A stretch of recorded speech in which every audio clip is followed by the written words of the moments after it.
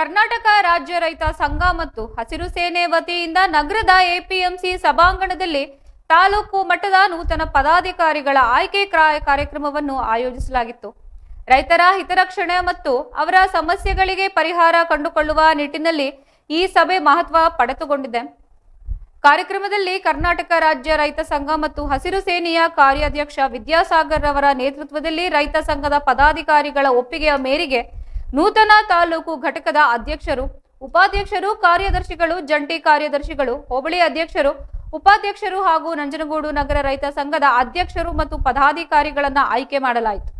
ಈ ಮೂಲಕ ರೈತ ಸಂಘಟನೆಯನ್ನ ಮತ್ತಷ್ಟು ಬಲಪಡಿಸುವ ಗುರಿಯನ್ನು ಹೊಂದಲಾಗಿದ್ದು, ನೂತನವಾಗಿ ಆಯ್ಕೆಯಾದ ಪದಾಧಿಕಾರಿಗಳನ್ನ ಉದ್ದೇಶಿಸಿ ಮಾತನಾಡಿದ ಕರ್ನಾಟಕ ರಾಜ್ಯ ರೈತ ಸಂಘ ಮತ್ತು ಹಸಿರು ಸೇನಾ ಕಾರ್ಯಾಧ್ಯಕ್ಷರು, ರೈತರ ಬೆಳೆಗಳಿಗೆ ಸೂಕ್ತ ಬೆಲೆ ದೊರಕಿಸುವುದು ಮತ್ತು ಅವರ ಆರ್ಥಿಕ ಪರಿಸ್ಥಿತಿ ಸುಧಾರಿಸುವ ನಿಟ್ಟಿನಲ್ಲಿ ಸರ್ಕಾರವು ತರಕಾರಿಗಳ ಒಕ್ಕೂಟವನ್ನ ರಚಿಸಬೇಕು ಎಂದು ಹೇಳಿದ್ದಾರೆ. ರೈತರು ಬೆಳೆದ ಬೆಳೆಗಳನ್ನ ಒಕ್ಕೂಟದ ಮುಖಾಂತರ ಖರೀದಿಸುವ ಮೂಲಕ ರೈತರನ್ನ ಸಂಕಷ್ಟದಿಂದ ಪಾರು ಮಾಡಬಹುದು ಎಂದು ತಿಳಿಸಿದ್ದಾರೆ. ಟೊಮೆಟೊ ಬೆಳೆಗಾರರ ಅನುಭವಿಸುತ್ತಿರುವ ಕಷ್ಟಗಳನ್ನ ಉಲ್ಲೇಖಿಸಿದ ಅವರು, ರೈತರ ಉತ್ಪನ್ನಗಳಿಗೆ ಸೂಕ್ತ ಬೆಲೆ ಸಿಗದೇ ಇರುವುದರಿಂದ ರೈತರು ಕಂಗಾಲಾಗಿದ್ದಾರೆ.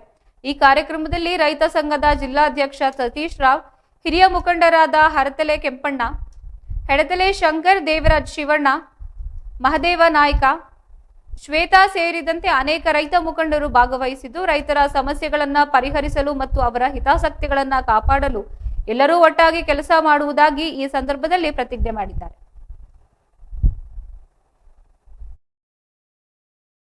ಅವರಂತೆ ಮಾಡಕ್ಕಾಗಲ್ಲ. ಮುಖಾಂತರ ಏನು ಹಾಲನ್ನು ತಕೊಂಡು ಒಂದು ಒಕ್ಕೂಟ ಮಾಡ್ಕೊಂಡು ಹಾಲನ್ನು ಹಂಚಿಕೆ ಮಾಡ್ತಾರೆ, ಅದೇ ರೀತಿಯಲ್ಲಿ ತರಕಾರಿ ಒಕ್ಕೂಟಗಳನ್ನ ಮಾಡಬೇಕು. ತರಕಾರಿನ ಸರ್ಕಾರ ನೇರ ಖರೀದಿ ಮಾಡಬೇಕು. ನಿನ್ನೆ ಟೊಮೊಟೊ ಬೆಳೆದಿರೋ ರೈತರು ಇವತ್ತು ಬೀದಿಗೆ ಬಂದಿದೆ, ಟೊಮೊಟೊ ಖರೀದಿ ಮಾಡೋರಿಲ್ಲ. ಹಿಂಗಾದರೆ ರೈತ ಸಂತತಿ ಹಳ್ಳಿಗಳಿಗೂ ಬೇಲ್ಲ. ಗ್ರಾಮೀಣರನ್ನ ಕಟ್ಟುವಂಥ ಕೆಲಸಗಳು ಯಾವುದೇ ಪಕ್ಷಗಳು ಶ್ರದ್ಧೆ ಇಟ್ಟು ಮಾಡೋಂಥ ಕೆಲಸ ಮಾಡ್ತಾ ಇಲ್ಲ. ಹಂಗಾಗಿ ಪ್ರತಿ ಹಳ್ಳಿಗಳಲ್ಲೂ ಕೂಡ ಹಸಿರು ಸೈನಿಕರನ್ನ ಹುಟ್ಟಾಕಂಥ ಕೆಲಸ ಮಾಡ್ತೀವಿ. ಗ್ರಾಮಗಳನ್ನ ಬೆಳೆಸೋಂಥ ಕೆಲಸ ಮಾಡಬೇಕಾಗಿದೆ. ಪ್ರತಿ ಹಳ್ಳಿಗಳಲ್ಲೂ ಕೂಡ ಮಹಿಳಾ ಘಟಕಗಳನ್ನ ಮಾಡ್ತೀವಿ. ಈಗ ಮಹಿಳೆಯರಿಗೋಸ್ಕರನೇ ಕುಂತಿದ್ದ ಜಾಗದಲ್ಲಿ ಯೋಜನೆಗಳನ್ನ ತಗೊಂಡು ಸರ್ಕಾರದಿಂದ ಇನ್ನೂ ಕೂಡ ನಮ್ಮ ಹಳ್ಳಿಗಳನ್ನ ಕಟ್ಟುವಂಥ ಕೆಲಸ ಮಹಿಳೆಯರ ಚಪ್ಪಾಳೆ ಹೌದು.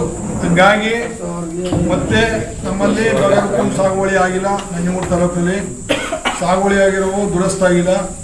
ಈ ಥರದ ಹೋರಾಟಗಳನ್ನ ಜಾಸ್ತಿ ಮಾಡಬೇಕು. ಮತ್ತು ಕಾಡಂಚಿನ ಗ್ರಾಮಗಳಲ್ಲಿ ಆನೆಗಳ ಉಪಟಳ, ಚಿರತೆ ದಾಳಿ ಈ ಥರ ಆದಾಗಲೂ ಕೂಡ ದೊಡ್ಡ ಹೋರಾಟ ಮಾಡಿದ್ದು ನರಸೀಪುರದಲ್ಲಿ 5 ಲಕ್ಷದಿಂದ 15 ಲಕ್ಷ ರೂಪಾಯಿ. ಇನ್ನೂ ಕೂಡ ದೊಡ್ಡ ಸಂಘಟನಾ